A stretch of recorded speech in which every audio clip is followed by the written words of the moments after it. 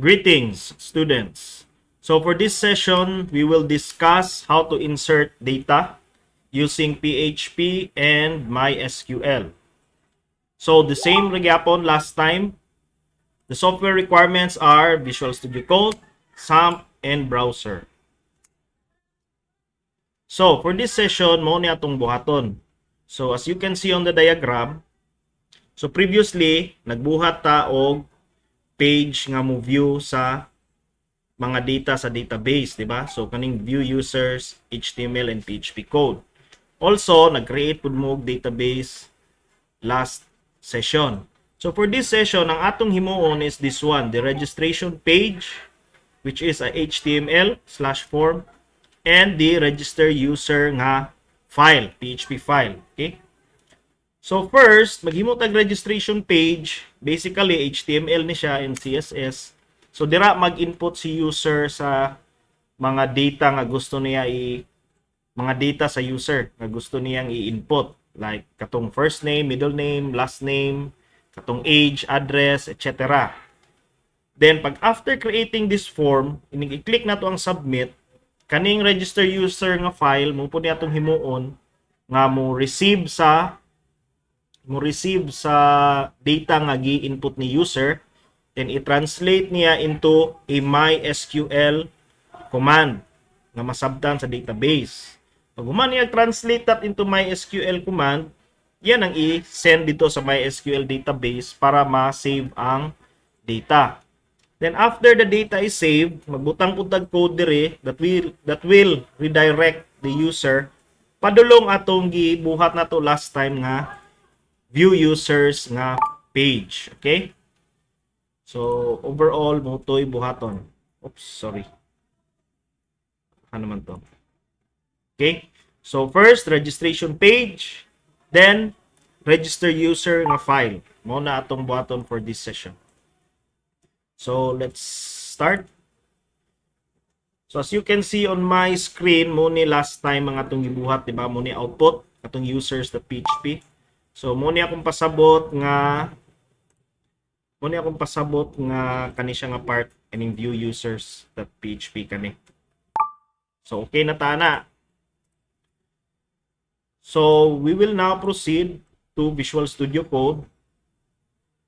No, open your previous project folder katong PHP to MySQL or whatever folder name nga inyong gigamit. Sige, open to. Then, mag-new file na punta. So, we will name the file user or register user. Register user.php. Okay? So, after creating the file, as you can see, na siya dire. Register user.php. Ako sa nipagam yan. So, let's type in the basic boilerplate again. HTML tag, may head tag, syempre natay title. Kung sa man ang title lagi gamit nato before, PHP to MySQL nagyapon. The next is body. Then inside the body, diri na ta mag-start og butang sa form. Okay? So let's try to check gani sa PHP my admin kung sa gani itong mga columns nga atong gigamit sa users nga table. Okay. So here you can see the PHP my admin naka-open na. So ang database nga atong gigamit last time was this one, PHP and MySQL, di ba? Then we have created the users nga table. Then also, if you have finished the first deliverable nga akong giingon, so by now, duha na kabuok inyong table dire. Users, then products, or users, employees, users, orders, o unsa bakha na nga table inyong gibutang. So for this session, we will work with kanisa nga table users, okay? So muna ang mga columns nga atong gigamit last session, di ba? So basically, mo po ni mga data nga dapat i-input ni user sa atong form, okay? Wait, let me collapse this one. Oh. So ang atong himuon karon maghimo tag HTML page nga didto mag-input si user sa kani nga mga data. First name, last name, age, contact number, username, and password. Okay? So siguro I will put a div. Then magbutang ko og label. Okay? Label. So first is user ID. Then magbutang og break line. Then I will use the input tag, type text. Then kani ang pinaka one of the very important thing to note is this one. You need to specify unsay name ani nga input. Ang name ani nga input dapat mo correspond pud siya dinhi, okay? So this one is the user ID, okay? So dire sa ubos, label again. Tama na to ning 4, wala na na. First name. First name. Okay? Butang na pud tag break line. Then after putting break line, katong input mismo. Ang type ana is text, ang name is first name. Okay? Let's try to save sa dayon check sa nato dire sa browser kung unsay resulta ni. So localhost slash kung ikuha para makita ninyo ang URL. Localhost slash PHP to MySQL slash, so instead of users.php kani nga file kanina pod register underscore user.php. Enter. Okay? So muna resulta. So kulang dig BR dire. So let's put a BR break line.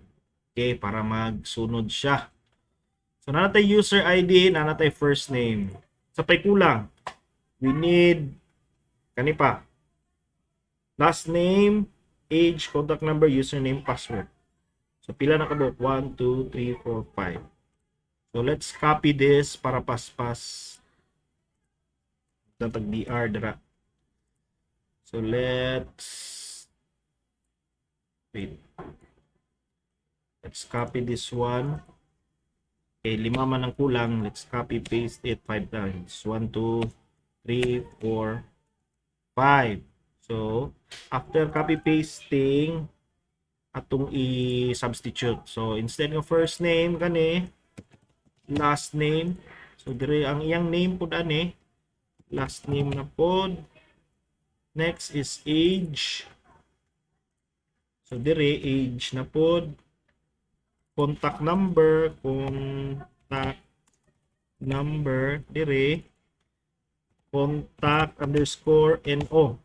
Okay, take nota. Dapat the same na siya. Username. Then sa ubos pod username. This one password. So dire password pod name. Okay. So control S to save. Then go to the browser, refresh to check. Okay. So nanatay butanganan og user ID. First name, last name, age, contact number, username, and password. So before we move on, napatay need specify. So kaning password, as you can see, di ba, makita. Pwede nimo ni siya i-change into password nga type. Okay? And kani pong age, we can change it to number. Para number lagi ang dawaton. Okay? So save. Try na to refresh. So ang age, as you can see, dili na you cannot type letters anymore. Numbers na. Okay? Then ang password, if you type, naka-hide na siya. Password format. Okay? I think also the user ID need na tong i-number day tuod. Kay integer ang atong gibutang last session. Sige. So change nato into number, then save. Then, sa last nga part, Magbutang punta og button. Okay? Button. Then, wait lang. Tag button, then ang yang sulod is submit. Let's try to refresh. Okay. So wala pa ta nag CSS, no? HTML lang sa tanan. So after doing this one, kailangan ta dire magbutang ta og muna yung mga input fields, di ba? Input ug label, di ba? Para dili libog tanawon, pwede nato ni bulag-bulagon.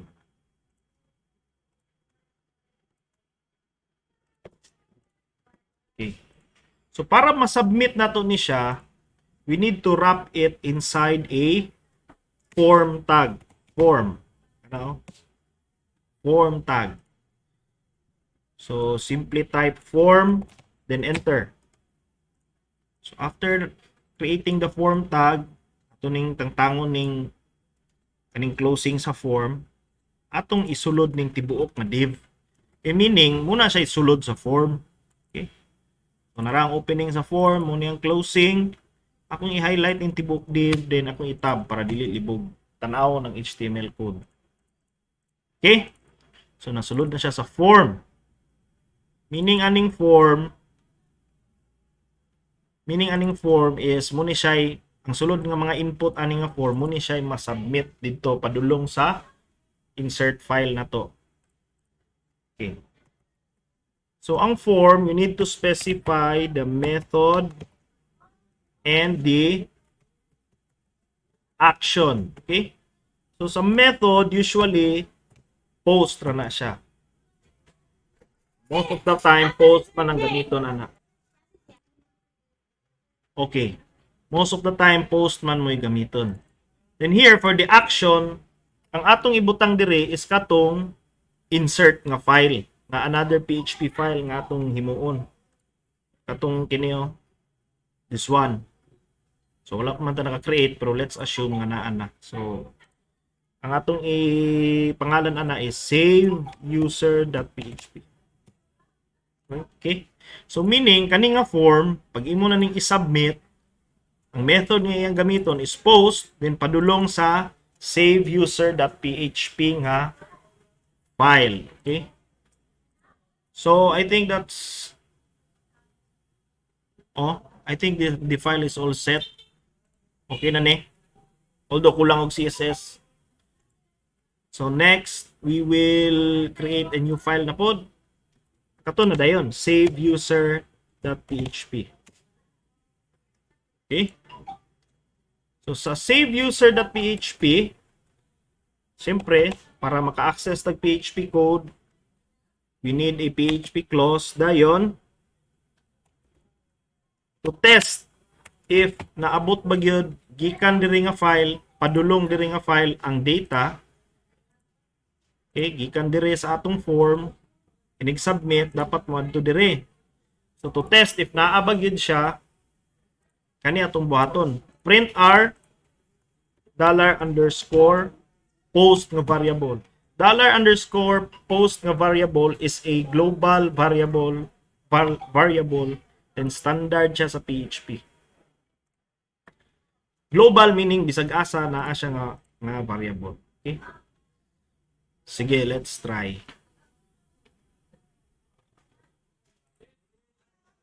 So refresh na to ni. Let's try to input some data.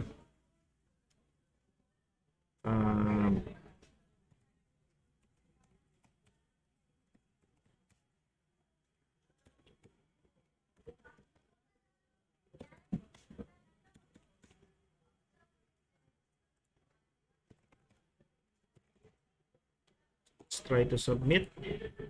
Okay. So you can see, pag click na kong submit, what happened? Yung kalit o gawas ni siya. So if you notice, here, in the URL, ako na lang i-maximize. So nibalhin siya sa save user.php. Kung i-back ha. So So ganina nata diri sa register user.php, di ba? So pag humana tog fill in ani, when I click submit, di ba? Nanay data tong mga input fields. Pag click na og submit, nibalhin siya diri nga file sa save user.php. Then what can you see? This one, an array that has these things, these attributes. So user ID, first name, last name, age, contact number, username, password. Okay. So let's explain sa that one. Diba? Notice nga kaning kada isa katong input nga tong gihimo ganiya sa form, ibutangan nato siya name. Then ang method nga tong gigamit is post. So basically what happened is ini-click nato atong button nga submit, kaning mga value aning naa aning nga name, sir. Kaning mga value aning mga inputs na siya name, user ID, first name, last name, age, taman password.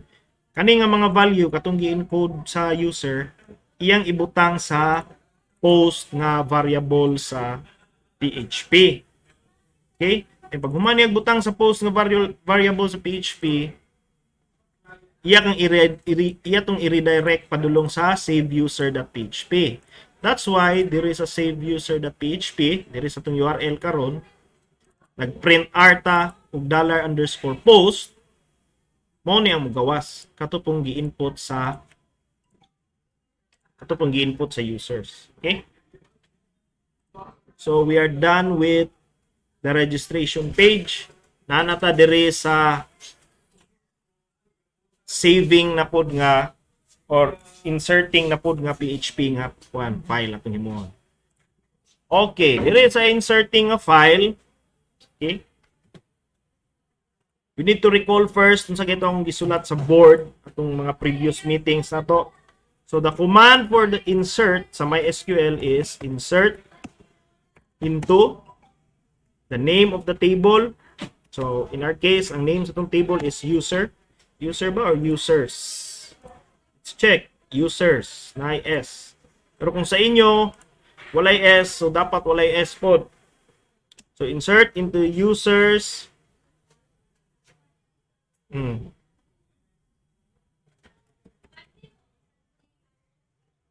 Insert into user set user ID sa to. Wait. Lahi man din nga command tong gihatag nako sa inyo. So kato na lang itong gamiton. So insert into users, open close parenthesis, value, insert into users, values, open close parenthesis, wait ha. Insert into users, open close parenthesis, values, open close parenthesis. So dire sa sulod sa first parenthesis kung unsay ganid sa columns nato dito sa MySQL. So unsa may ganid ani user ID, first name, last name, etc. Taman password. So mo pud ato ibutang dire user_ID, first name, first name, last name, first name, last name, age, contact_number, username, and password. Okay? So muna siya. Meaning, so muna gani dire, meaning dire sa pikas na pod nga values is katong actual nga values na dayon sa kaning column. So nakaganid pod. So example, ang user ID kung 1 siya, 1 na siya dire, comma, first name. Take note, ang first name di ba string, so meaning dapat natay double quote or sa PHP mo dawat ra pod single quote. So example, single quote, Karen. Next is Davila, di ba? Next, ang age is integer, so dapat wala po siya double quote. number largo. So example, 33. Contact number, although number siya, pero ato man itong givarchar, di ba?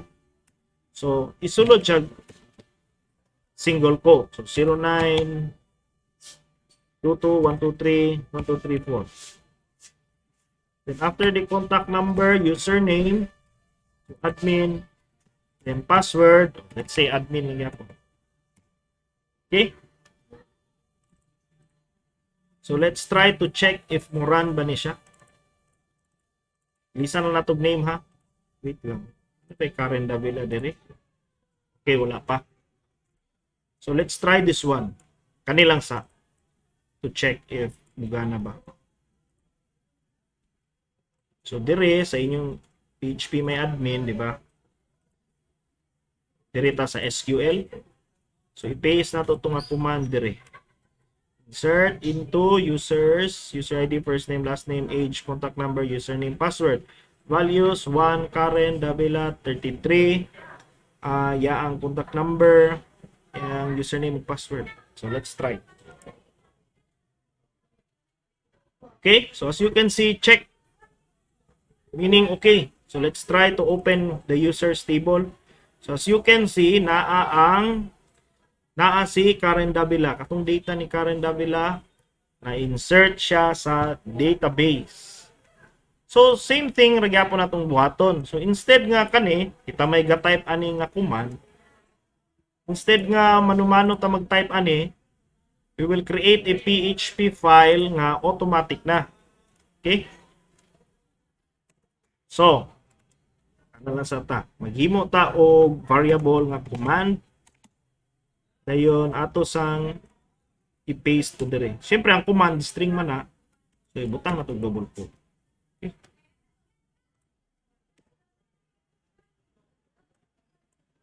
So insert into users, user ID, first name, last name, age. Mura gyapon na ganina tanan. Contact number, username, password, values.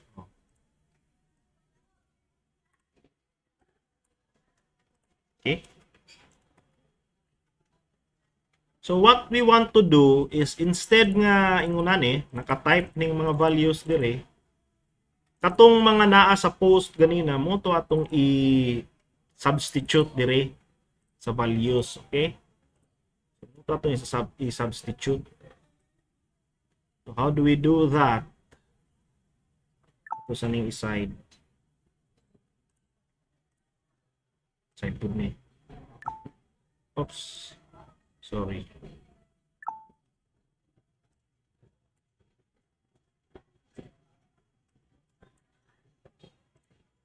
Oops. Okay. So, di ba, nag-print R taga niya, post, muna ning gawas. So, meaning, ang sulod aning post, muna siya, user ID, first name, kare, first name, last name, age, etc. So, if we do this, so, instead nga print R post, yung imong i-echo $_ post, dayon, user _ ID. You do that one, say resulta. Oops, wait a minute. I-back na to. Submit. Okay. So, ang resulta is user ID. Sir, nganong ni unknown man to ganina? So, imo manggod ning i-refresh ang post, wala na siya isulod.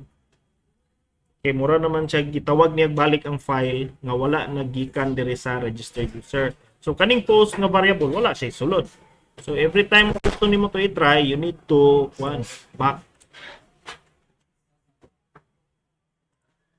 Okay? So, let's try. Kung first name pala tayo butang dire, diba? $_ post, dayon open close bracket, diba? Sa lesson before, sa programming 1 ug 2, array. Pero ang difference lang aning array sa PHP is, ang index, dili na numbers. Pwede na siya nga strings. So, kanin, first name.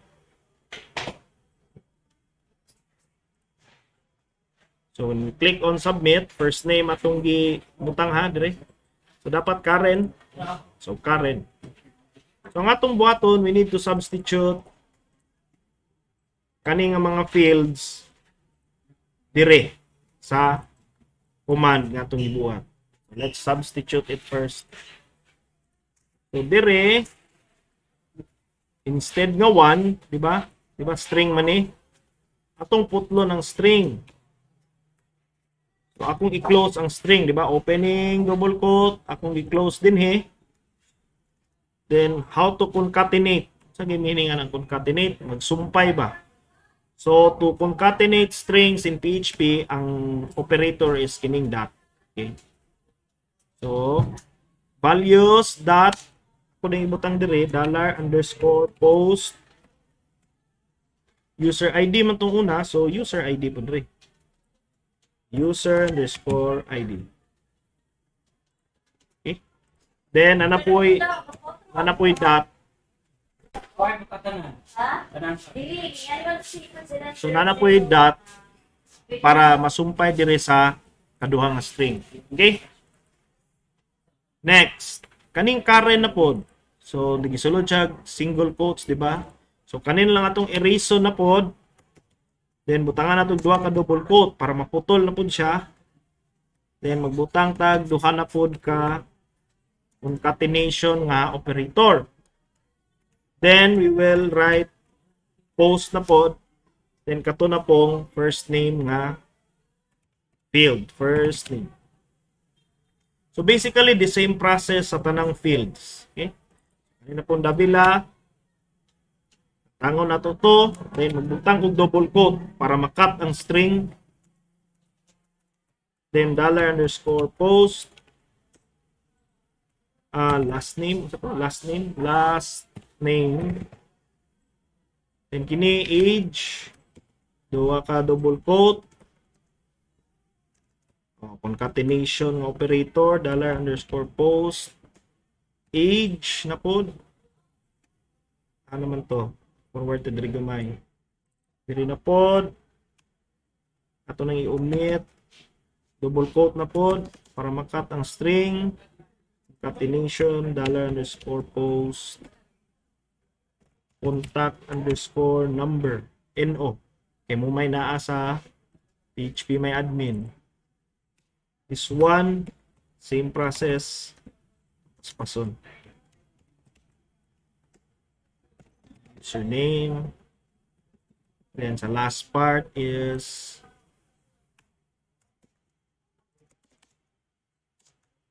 $_post password. Okay? So how do we check kung sakto ba? So i-try sa natog echo ang command. So echo $command ng variable. Okay? So try na to submit na pod, okay? Submit. Okay? So gikan sa register user nga file ganiya, di ba? Kani register user nga file, nag-input tag data, we click on submit, i-redirect niya padulong diri sa save user. Ipasa niya ang post nga data dinhi, then atong diri sa save user atong gi-substitute. Pag mag-substitute atong gi-echo ang command, so mo ni ang output. So let's trace. So user ID sakto. Ang first name sakto, last name sakto, age sakto, contact number sakto, username sakto, password sakto. Okay? So this is the part nga ang computer na automatically or ang code na to na automatically nag-form sa command, di ba? Ning substitute. Okay? So after doing that, the next thing to do is same sa previous session, we need to make a connection. We need to make a connection padulong sa MySQL database. So we will type MySQLi connect. Sakto ba? Function na siya. It has a parameters. Unsa to? Unsay host, localhost.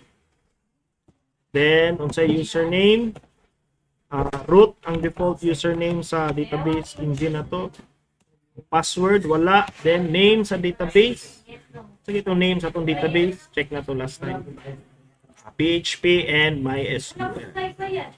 So let's type in here PHP and MySQL. So after creating this connection, pwede na dahil mo query. So we will type here $con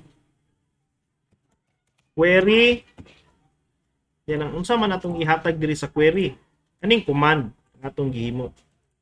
So meaning kaning command nga atong gihimo ato siyang gi-send na sa MySQL, diba? So gi-build na to daan ng command, gi-substitute, naghimo tag connection padulong sa database na to. Yan ang connection, gamit na to siya para makasend og command sa engine. Yan ang command nga atong gi-send katong ganina. So let's try kung wala by error. So ato sa ning i-back. So naa naman to si Karen Davila. Let's try another person.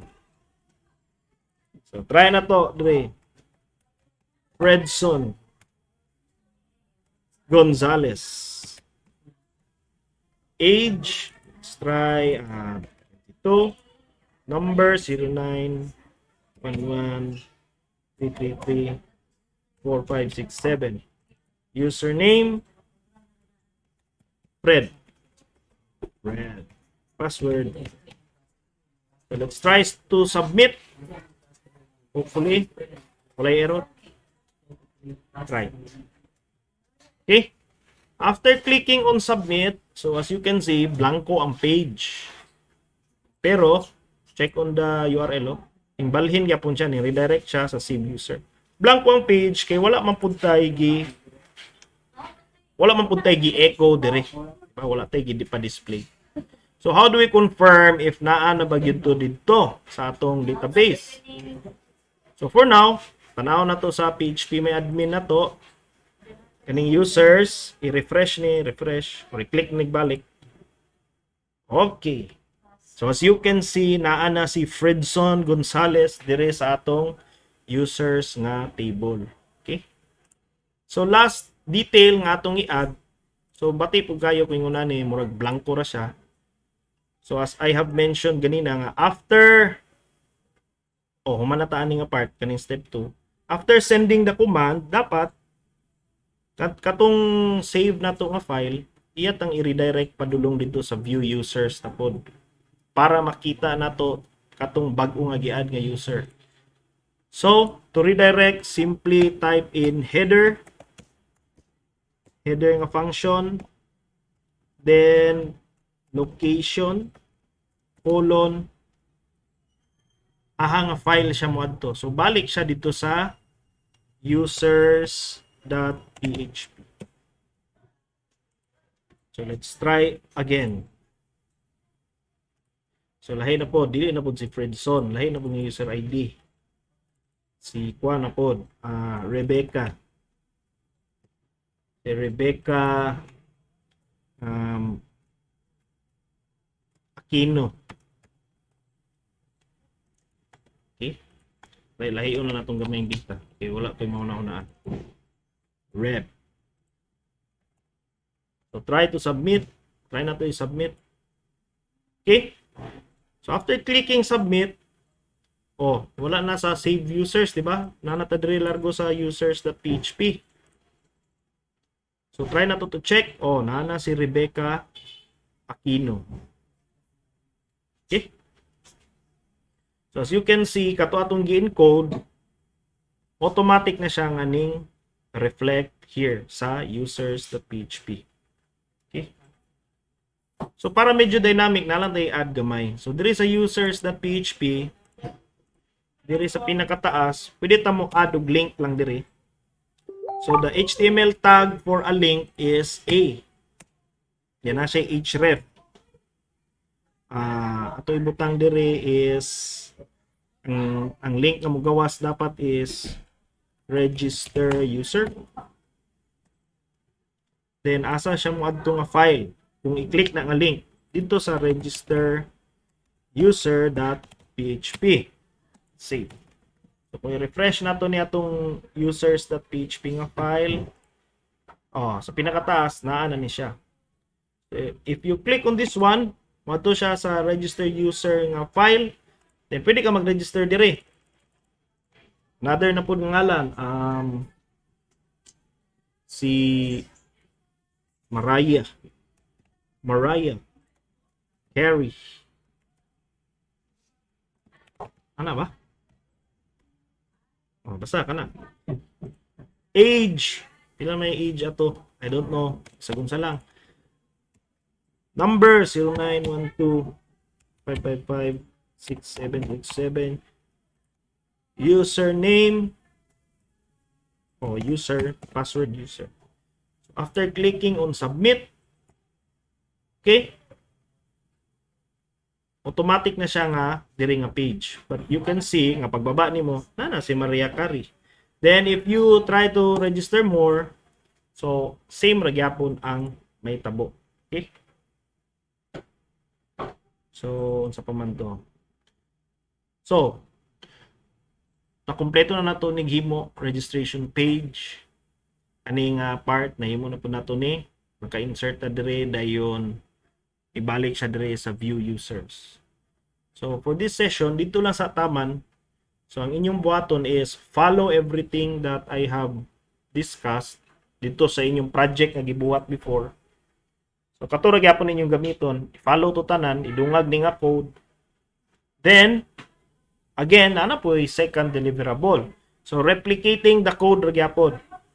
So here are the instructions. Use the same database and create another HTML form that matches the second table you created from our first session. So di ba atong first session ingon ko nga mag-create mo kaugalingon ninyo nga table. So kato na pud mo himuan ninyong form. Kaya ang gihimuan natong form ani nga session katumang users nga table.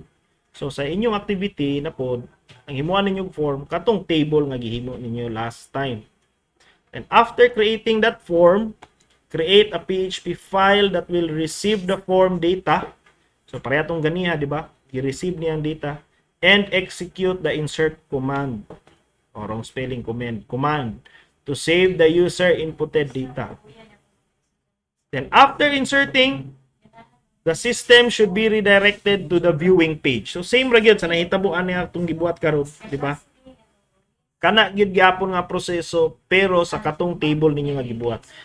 So again, submission, backup your database and paste it in your project folder, compress your folder using zip format and upload gyapon sa Google Classroom. So aside ana, I will also be checking in person. Okay? So I guess that is all. Thank you for listening and hope to see you in class. Thank you.